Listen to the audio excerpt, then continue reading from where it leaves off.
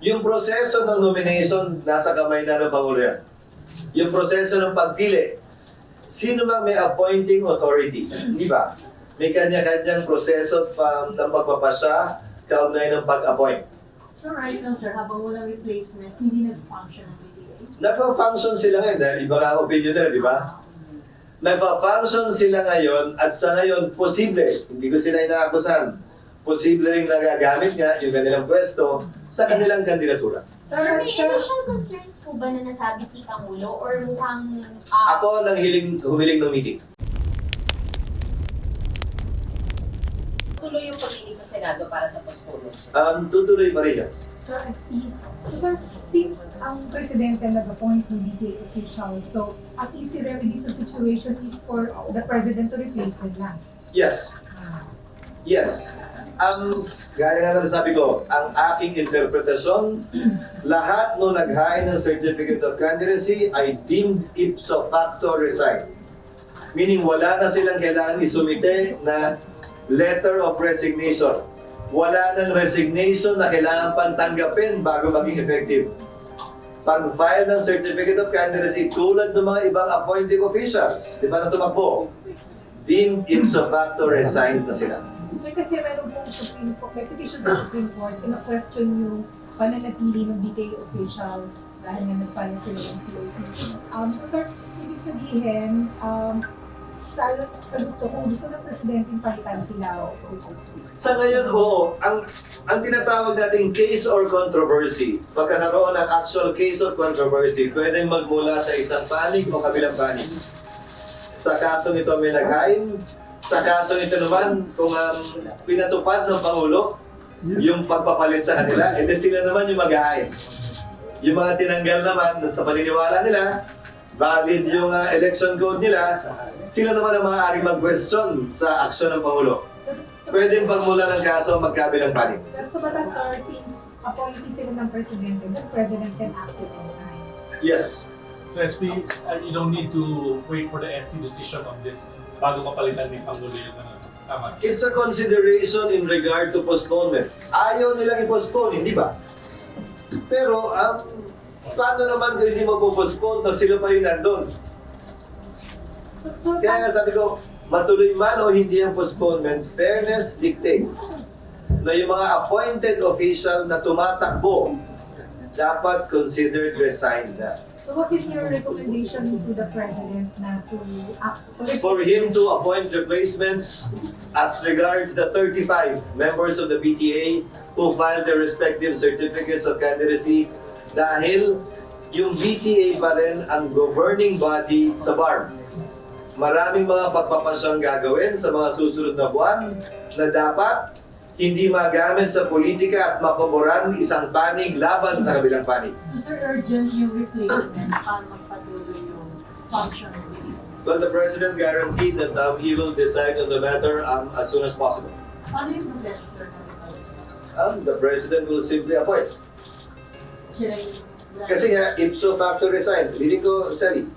Sa pananaw ko, hindi na kailangan maghain pa ng letter of resignation. Hindi na kailangan pang may tanggapin na resignation. Kasi nga, mere filing of the COC, the appointed official is deemed ipso facto resign. So walang kailangan mag-nominate para i-replace ng presidente. Yung proseso ng nomination, nasa kamay na ng Pangulo yan. Yung proseso ng pagpili, sino mang may appointing authority, di ba? May kanya-kanyang proseso ng pagpapasya, kaugnay ng pag-appoint. So right now, sir, habang walang replacement, hindi nag-function ang PTA? Nagpa-function sila ngayon, dahil iba ka opinion nila, di ba? Nagpa-function sila ngayon, at sa ngayon, posible, hindi ko sila inaakusan, posible rin nagagamit nga yung kanilang pwesto sa kanilang kandidatura. Sir, may initial concerns po ba na nasabi si Pangulo or mukhang Ako nang humiling ng meeting. Opo, pero may concerns po ba siya na ni-raise dun sa recommendation or mukhang gagawin naman po niya yung mag-replace? Ayoko siyang pangunahan agad hindi siya nagsasalita. Mas magandang manggaling sa kanya kung sakasakali ang magiging pasya na Malacanang kaugnay sa bagay nito. Tinatanong kasi ko ni Selly kung ano yung meeting ko daw kahapon kung ano emergency. Sabi ko wala ako humiling ng pagtitipon dahil Para sa akin, importanteng bagay ito at bahagi ito ng pagtimbang namin sa paano kalang ipagpaliban ng halalan o hindi. Sir, wala bang concern, sir? Sir. Certified na daw ba ni Presidente as urgent itong pinayo mo na? Hindi pa pwedeng i-certify. Alam niyo yan, dun sa mga matagal na sa Senado at Kongreso, nasa certify lamang isang bill kapag ka-final na ang committee report. Dahil may tsansa na magsasubmit ang komite ng substitution bill at magbabago yung numero. And then magsa-certify pa ulit dun sa bagong numero ng Senate bill. So in practice, nag-i-issue ng certification ang Malacanang kapag ka may committee report na final ang komite at nasa plenaryo na yan. But Sure. is he inclined to...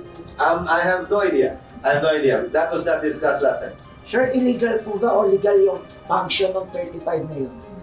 Para sa akin, sa ngayon, illegal na yun.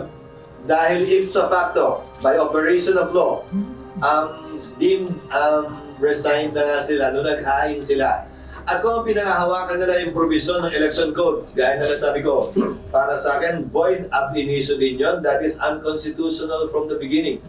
Dahil klarong paglabag yun sa express provision, hindi lamang ng Omnibus Election Code, pero pati na rin ng ating saligang batas. So, sa lahat ng activities nila mula nung COC filing, illegal or pwede question? Hati din ang desisyon ng Korte Suprema kaugnay niyan. May nagsasabing de jure acts na ginagawa nilang sa opisina nila dahil resigned na dapat sila, hindi valid. May mga desisyon din nagsasabing de facto valid yon hanggang palitan. So depende. Kaya ako sinasabi ito at kaya ako nag-request ng pagpupulong kay Pangulo. Mas maagang mapag-desisyon na nito, mas may iiwasan yung mga problemang sinasabi ninyo. Na paano yung mga gagawin nila, legal pa ba yun, valid pa ba yun, so sweldo pa ba sila? Lahat ng ito may iwasan, mababawasan kung mapagpapasya nito sa lalong madaling panahon. And debatable din kung pwede silang kasuhan sa ginagawa nilang. After the fact din yan, desisyon na yan, naman, may naghain na ng kaso, di ba, na dapat considered na silang resign. Kinakatigan ko yung posisyon yun, at, pero dinadagdagan ko pa, hindi na kailangan maghintay pa ng resolusyon ng kaso. Dahil kung ano man yung iniiwasan nating kasamaan, lamang, pabor, sa isang panig sa eleksyon ito, magagawa na kung hindi tayo gagalaw na mabilis. Sir, meron bang concern sa possible resistance ng DK officials sa mga MLF leaders? Hindi ko alam.